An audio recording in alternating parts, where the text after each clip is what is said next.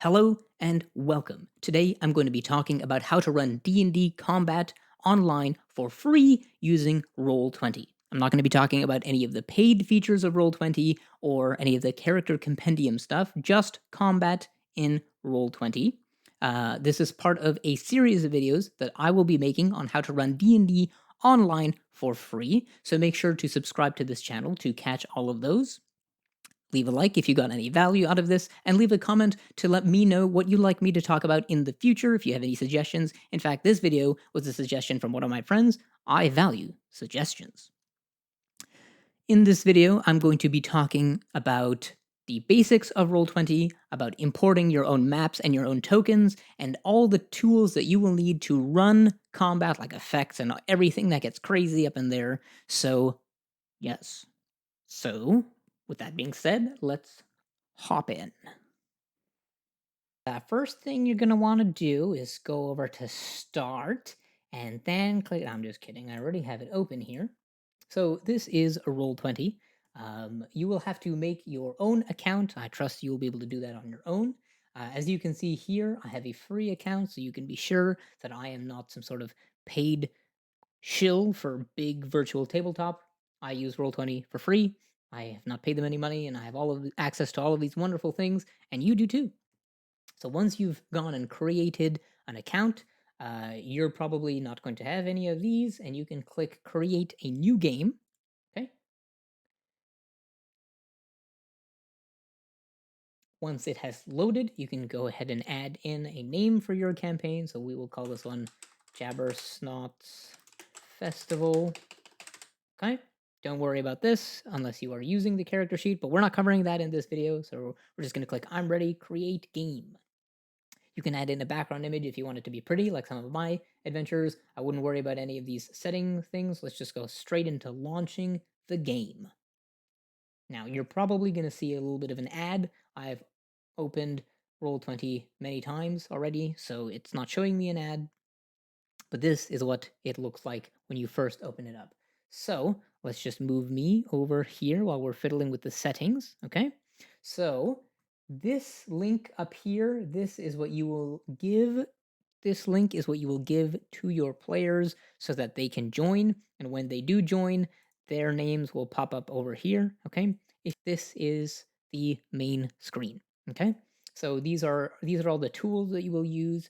This is you start off with the select tool, so you can select things and eventually you'll move them around, and you'll see that a bit later. You have the pan tool, which will allow you to pan around the map. You can also zoom in by clicking on this and zoom out. You can use the scroll wheel to go up and down. If you hold Alt and scroll, you will zoom in and out. And if you hold Shift, you will go left and right. So scrolling goes up and down, Shift scrolling left and right, Alt scrolling, zoom in and out. Okay, so that's this tool. Next is the layer tool, so you can toggle between the map and background layer, the object and token layer, and the GM info overlay layer. I will go into those in more detail a bit later. The draw tool, which I will go into later as well. The zoom tool, which is yet another way of zooming. The measurements tool, which is your best friend as a DM. This allows you to measure the distances between several locations. If you click and hold, you will take a measurement. If you right click, you will put a waypoint, and then you will be able to measure from there. This is great for planning out your moves, planning out your player and your monster moves as well. Wonderful tool. This is the hide and reveal tool, which I will show you a little bit later. The initiative tool, which I will get into later as well. The dice tool, which I will not get into in too much detail at the moment. And then the help, which I will let you figure out for yourself. Over on the right here, this is the chat, so you can send messages. Hello, this is me. I'm the GM, and it shows you that. And I said hello. When you have other players, they'll be able to type into the chat as well. You can also whisper to other players, which means sending them a message that only they can see, and people can whisper to the DM as well by using /W. And then you'll be able to choose. But oops, Oh my goodness. But since there are no other players in my campaign, I can't whisper to anybody, but I'll demonstrate that a little bit later. Here is your art assets, your art library tool. You can add in stuff, but I'll get into that momentarily. This I never use. What even is this? This is your journal. Never used it. Jukebox, I don't play music using Roll20. I use Discord for that. Your macros, if you get to be a real pro and you want to be able to combine actions, you can look into that. You can add your own macros. That's out of the scope of this video. And then the settings, which we've already seen. Now, you're thinking, okay, now I'm ready to get some battle maps. Well, first, you're going to want to set your sheet. You want to make sure that it's the right size. So this is what it looks like originally. We're going to go over to the page settings. We can set the width of our map.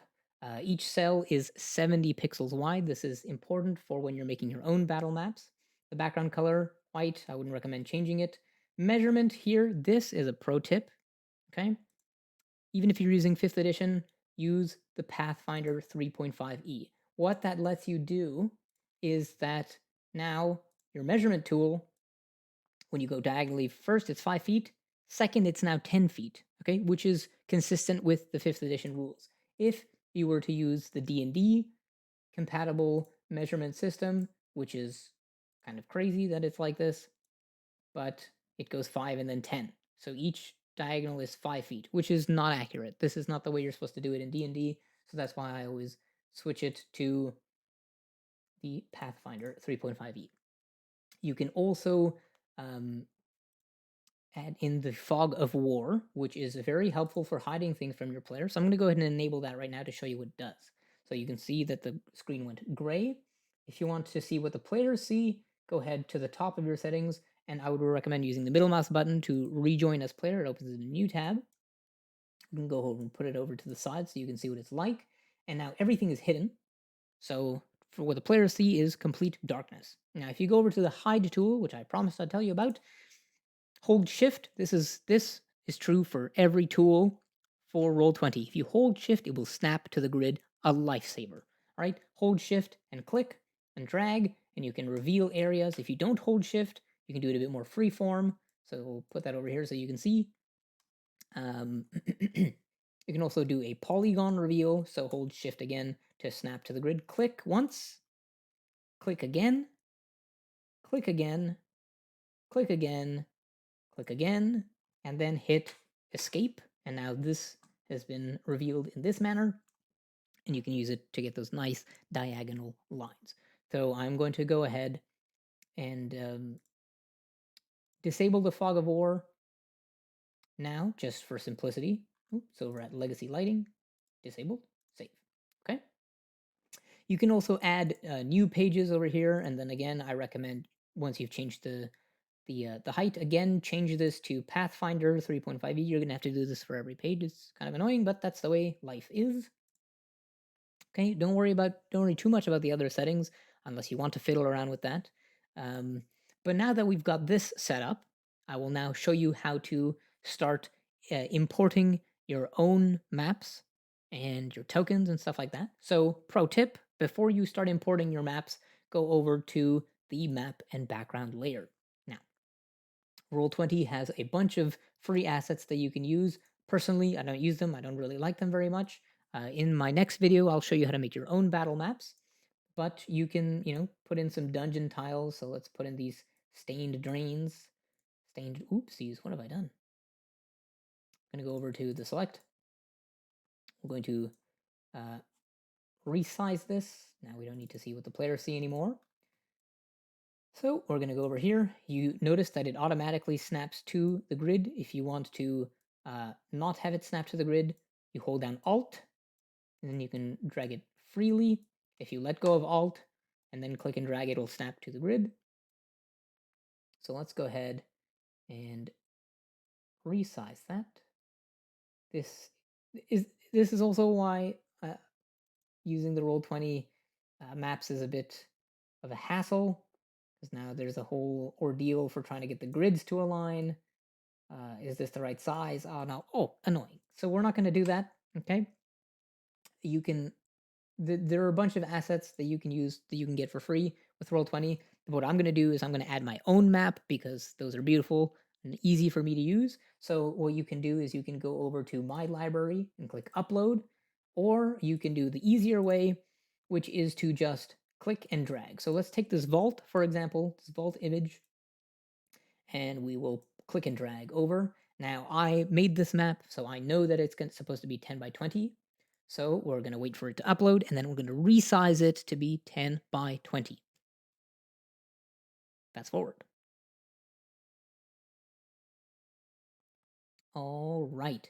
So now we're looking at this, and it's 1, 2, 3, 4, 5, 6, 7, 8, 9, 10. It's a little bit too big, so we resize it, and it automatically snaps, and there it is. Okay? If you want, you can go in and hide stuff with the fog of war, but I'm not too concerned about that.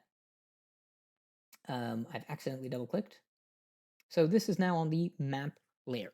If you wanted to, for whatever reason, change it to a different layer, you can right-click on it. You can, delete, copy, paste, undo. You can send it to the front. You can send it to the back. So if you had another token on there, which I'll get to. In fact, you know what? I'll just show it to you now. Let's go ahead and throw in a token here. Fast forward. Let's say we want, for some reason, we want this wolf to be at the back. We're going to right-click. We're going to send it to the back. Now it's at the back. Wonderful. We'll undo that. We'll send it to the front. Okay.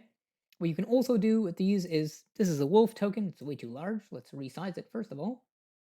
You will note, hopefully, that it snaps to the grid. So you're a bit bigger and it snaps down there. All right. But this is a token. It belongs on the token layer. So right click, layer, and we'll send it to the token layer. We're on the map layer right now. We cannot click this at all. We cannot select this. We can only move this because it is on the token layer. I mean, on the map layer. And so are we. We will now go over to the token layer, and now we can move this wolf around. Okay. So now that we're on the token layer, what we can do here is double click, and it brings up these settings. Now this is where it's important to know what the players can see. So let's go back over here. Let's double click. Now we can give it a name. Let's give it Wolfie. Okay. Save the settings. Players still don't see what the token's name is. Okay. We go over here and we enable the nameplate. Save it. Now I can see it on the screen. Players still can't. Go over here and you go over to these bars and then change the player permissions to see. Probably don't want them to be able to edit it. And save. Now the players can see Wolfie. All right. You can add a bar here to keep track of health, for example. That's usually pretty useful. And players, do we want them to see it? Sure. All right. Wolfie takes any damage. It'll show up. You can use it to keep track of health if you'd like. Now here is where you can change who controls the token. I'm the only player in this campaign because nobody has joined. So let's go over to another campaign that I have already set up so I can demonstrate this for you. If you want to exit, what you do is you go over to the settings here and you exit game.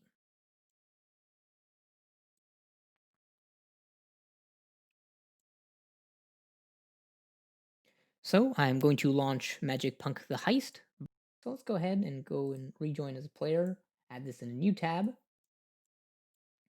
So if we go over here in this toolbar, you can switch between the different pages that you have. The players, for example, they don't have that option. They are on this untitled page. If I want them to be on a different page, you take this little red banner and you click and you drag it over to the next page. So we're going to drag it over to the vault, and you can see now that the players are now moving around the vault. Oh my goodness, look at this thing. This is what I had when I was running Magic Punk. Now, for some reason, I was some kind of fool, and I've left this area hidden unintentionally. So let's go ahead and reveal it. All right, so we have a bunch of characters here. So if I don't want any of these tokens, click it, delete it, click, delete, click, delete. All right.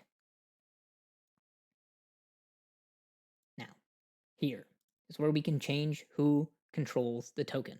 So I will let Matthew K choose, change the token, move the token around, and we'll say okay.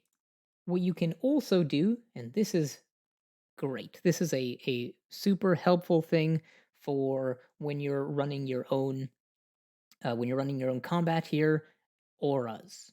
Auras. So if you have, for example, any magical effects centered on a character, or if you want to represent the light, for example, for a torch. Torch is 20 feet bright light, so we'll represent that with yellow, and it's an additional 20 feet of dim light, so we'll represent that with 40 feet here of green, and then we'll save. Now you can see it on the DM side. You have the aura visible on Romeo. On the player side, you still cannot see it. What you're going to have to do is go over down to the aura, go over to this one, and see. Type C, and then click save. And now they can see the inner aura. Go over to the next aura and see. Save. Now they can see both of the auras. Super helpful, super useful.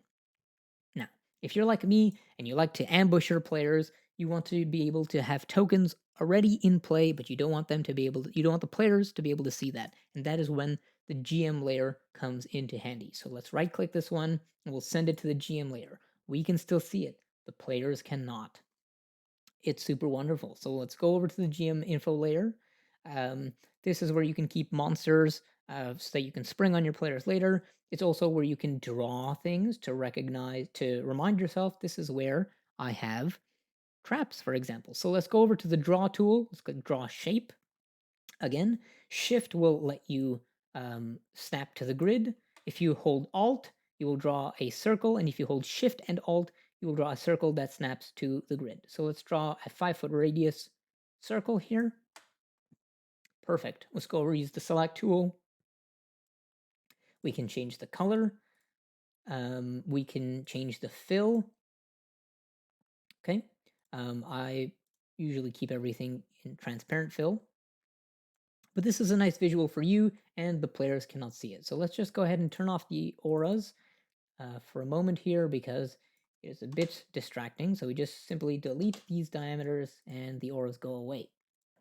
I will demonstrate the drawing tool in a bit more detail. So I showed you how to do ellipses, how to do the shapes, and how to snap them to the grid. Freehand, you can draw things here. If you hold shift, it doesn't do anything. If you hold alt, it doesn't do anything. And now you can draw things and your players can see them. You can also draw things on the GM info overlay, and the players will not be able to see any of that. And if you want to delete them, you simply select them like this. Oops, select them like this. I'm on the wrong layer. That's a classic error. You can select them like that, or you can go and just click on them and delete them one by one. All right. The polygon works in the same way as the reveal polygon. Shift to stick to a point, and then you click once, you put it down, you click again, you draw a line, you click again, you click again, you click again, and then escape to finish drawing it, and bing, bang, boom, that's where it is. I have already shown you this. Now the text tool, we can just click on it, click somewhere, and now we can type hello. Let's just select that. We can change the font. Let's change it to candle. Let's make it white, Betty White, and there it is. Now we can add more text if we're absolutely crazy. We want to add more text.